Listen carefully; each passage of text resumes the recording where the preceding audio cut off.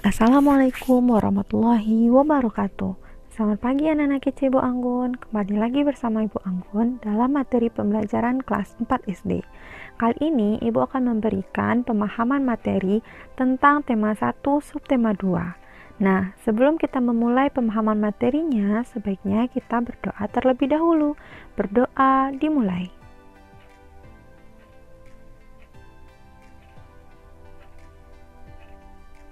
Berdoa selesai. Nah, pada pemahaman materi kali ini, Ibu Anggun akan memberikan pemahaman tentang tema 1, subtema 2, dari pembelajaran 1 sampai pembelajaran 6. Jadi, anak Ibu bisa lebih memahami pembelajaran dalam minggu ini. Yang pertama, pada pembelajaran kali ini, muatan pembelajaran yang akan kita bahas yaitu 1. PPKN, 2. Bahasa Indonesia, 3. IPA, 4. IPS, dan kelima SBDP. Untuk PPKN, kita akan mempelajari tentang kerjasama dalam keberagaman. Indonesia terkenal dengan masyarakatnya yang majemuk. Salah satu cara manusia dalam memenuhi kebutuhan hidupnya adalah dengan bekerja sama. Kerjasama adalah kegiatan yang dilakukan oleh beberapa orang untuk mencapai tujuan bersama. Dalam masyarakat, semangat kerjasama terwujud dalam kegiatan gotong royong. Gotong royong merupakan ciri khas masyarakat Indonesia yang melambangkan persatuan dan kesatuan sesuai dengan sila ketiga Pancasila. Contoh kegiatan gotong royong di Indonesia yaitu yang pertama, Manunggal Sakato di daerah Sumatera Barat. Yang kedua, Subuk di daerah Bali. Yang ketiga, Sikaroban di daerah Palembang. Dan keempat, Mapalus di daerah Minahasa. Anak Ibu bisa menemukan kegiatan gotong royong lainnya di daerah-daerah yang ada di Indonesia. Ternyata kerjasama dalam kehidupan memberikan banyak manfaat, yaitu yang pertama, dapat menyatukan perbedaan dalam keberagaman. Yang kedua, meningkatkan rasa persaudaraan yang tinggi. Yang ketiga, menciptakan kerukunan antar umat beragama dan berbudaya. Dan yang keempat, memupuk sikap saling menjaga dan mendukung tanpa membeda-bedakan. Untuk materi bahasa Indonesia, kali ini kita akan membahas yang pertama, laporan hasil percobaan. Laporan adalah penyampaian hasil kegiatan secara objektif. Apa itu objektif? Objektif adalah sesuai kenyataan yang sebenarnya, tanpa ditambah maupun dikurang. Kalimat yang digunakan bersifat pendek, singkat, dan jelas. Bahasa yang digunakan pun harus mudah dipahami. Salah satu contoh laporan adalah laporan percobaan yang bersifat ilmiah. Tahapan dalam menyusun laporan percobaan yang pertama, menentukan topik. Yang kedua, menyusun kerangka laporan. Yang ketiga, mengumpulkan data. Yang keempat, mengembangkan kerangka laporan. Yang kelima, menentukan judul. Jadi, anak-anak Ibu, dalam menyusun laporan percobaan, yang pertama harus menentukan topik apa yang akan dilakukan dalam percobaan. Yang kedua itu menyusun kerangka laporan dari percobaan tersebut, dari topik yang telah diambil, kira-kira kita akan melakukan percobaan seperti apa.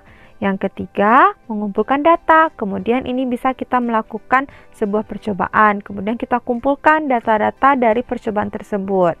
Nah, yang keempat, dari data-data yang kita temukan dan juga hasil percobaan yang kita lakukan, kita buatlah laporannya dalam bentuk kerangka dulu. Kemudian kerangka tadi kita kembangkan.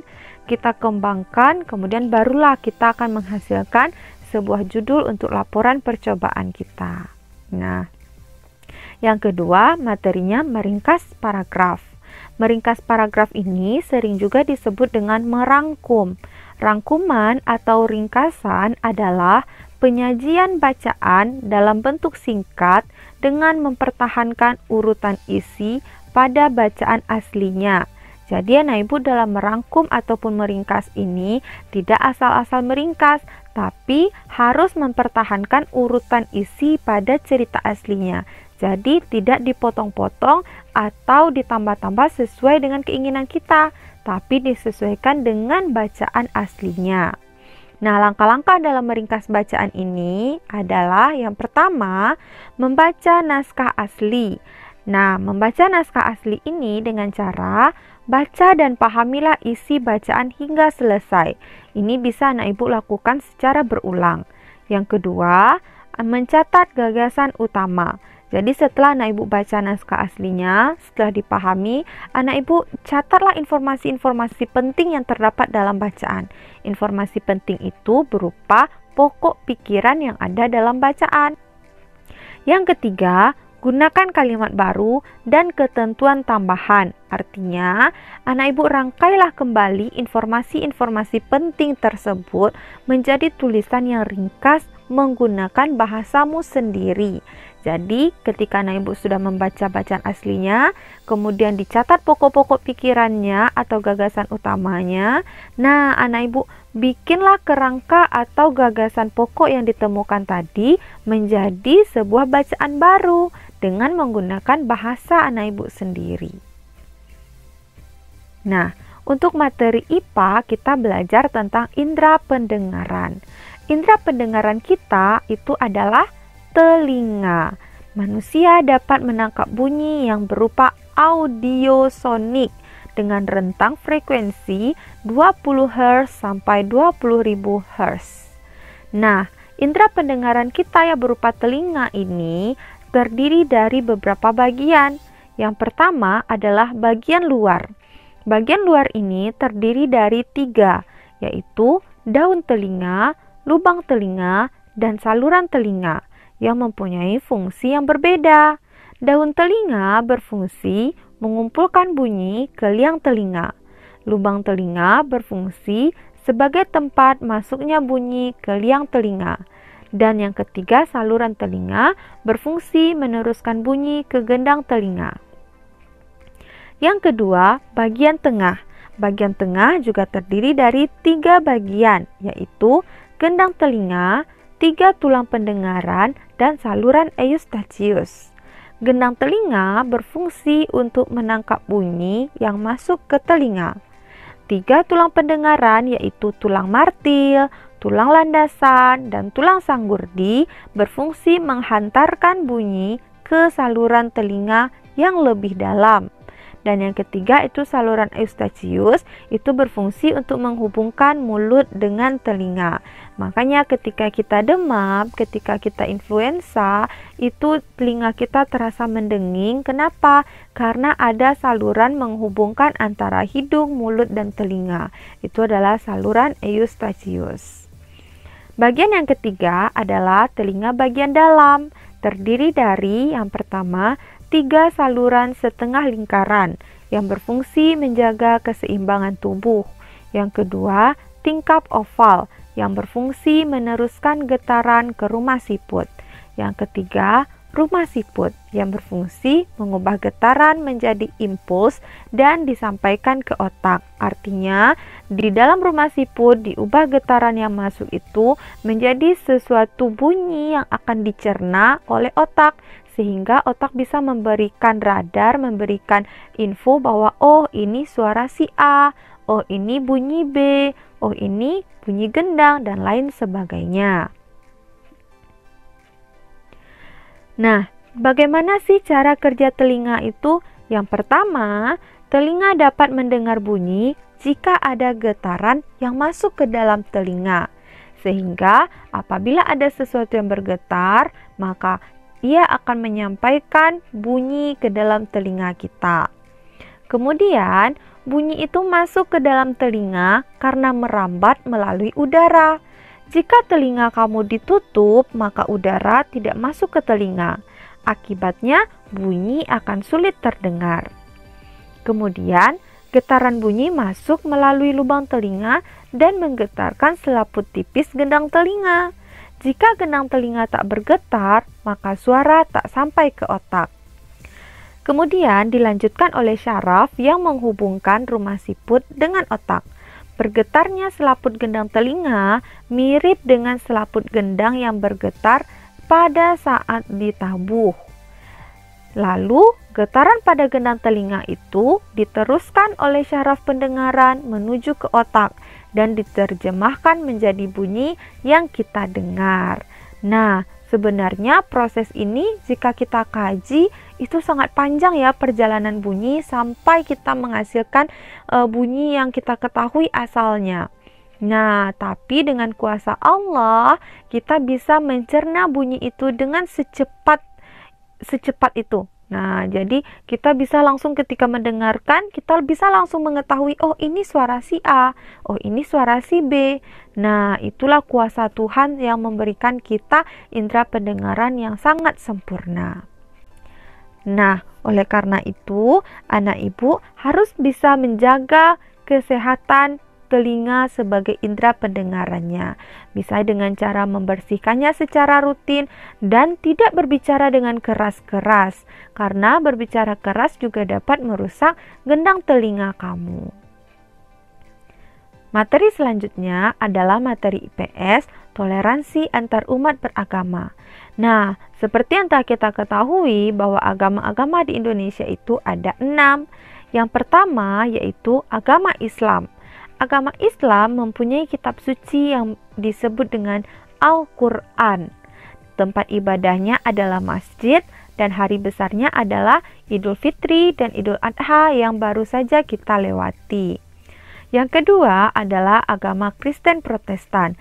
Nama kitab sucinya adalah Alkitab, tempat ibadahnya adalah gereja, hari besarnya adalah Natal dan Paskah. Yang ketiga adalah Kristen Katolik. Nama kitab sucinya Alkitab, tempat ibadahnya gereja, hari besarnya Natal dan Paskah. Yang keempat adalah agama Hindu. Nama kitab sucinya Weda, tempat ibadahnya Pura, dan hari besarnya adalah Nyepi. Yang kelima, agama Buddha. Nama kitab sucinya Tripitaka, tempat ibadahnya Wihara, dan hari besarnya adalah Waisya. Yang keenam adalah Konghucu. Nama kitab sucinya adalah Sisuwuching. Tempat ibadahnya adalah Klenteng dan hari besarnya adalah Imlek. Nah, dengan beragamnya agama di Indonesia, oleh karena itu kita harus menanamkan sifat toleransi di dalam diri kita. Kita tidak boleh memaksakan teman untuk masuk ke agama kita, dan kita juga tidak boleh mengganggu-ganggu orang yang sedang beribadah dan memberikan waktu bagi temanmu yang berbeda agama untuk melaksanakan ibadahnya. Materi selanjutnya adalah materi SBDP yang kita pelajari, yaitu pola lantai. Ketika menari, setiap penari akan bergerak. Penari dapat bergerak ke kiri, ke kanan, maju, mundur, serong kiri, serong kanan, bergerak setengah lingkaran, maupun berputar membentuk lingkaran penuh. Gerakan dan posisi penari tersebut disebut dengan pola lantai. Jadi, pola lantai adalah formasi yang dilakukan penari dengan berpindah, pergerakan, atau pergeseran posisi saat menari. Jadi, pola lantai itu disebut juga dengan formasi, bisa juga disebut dengan pergeseran posisi saat menari. Pola lantai ini berfungsi untuk yang pertama, menciptakan kekompakan antar penari. Yang kedua, memperindah tarian, dan yang ketiga, membentuk komposisi dalam pertunjukan. Jadi, pola lantai ini berfungsinya secara keseluruhan itu agar terlihat indah. Jadi, tari itu tidak monoton, tidak itu saja yang kita lihat, tapi memperindah tarian dengan membentuk beberapa komposisi ketika pertunjukan. Jadi, kita merasa penasaran nih habis ini gerakannya kayak apa? Habis ini penarinya kemana ya? Nah, itu adalah fungsi dari pola lantai. Nah, pola lantai ini terdiri dari beberapa macam. Yang pertama adalah pola lantai garis lurus. Dibedakan menjadi yang pertama adanya horizontal. Horizontal itu adalah pola lantai dari kiri ke kanan atau dari kanan ke kiri. Jadi dia berbentuk seperti lurus menyamping. Yang kedua adalah vertikal. Vertikal ini adalah pola lantai yang terbentuk dari atas ke bawah atau depan ke belakang. Jadi seperti ini. Nah, yang ketiga itu adalah diagonal. Diagonal ini berarti miring. Miringnya ini bisa miring ke kanan, bisa miring ke kiri, bisa juga membentuk seperti silang, tanda silang. Nah, kemudian yang keempat adalah zigzag.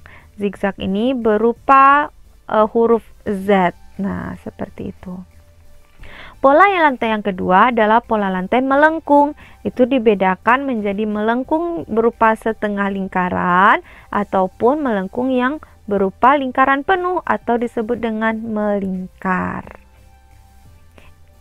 Untuk memahami pembelajaran di subtema kedua ini, Ibu akan memberikan konten tugas. Konten tugas kita terdiri dari yang pertama, isilah bagan kerjasama pada buku tema halaman 113 yang isinya pengertian kerjasama, manfaat kerjasama, contoh kerjasama, dan akibat jika tidak bekerja sama.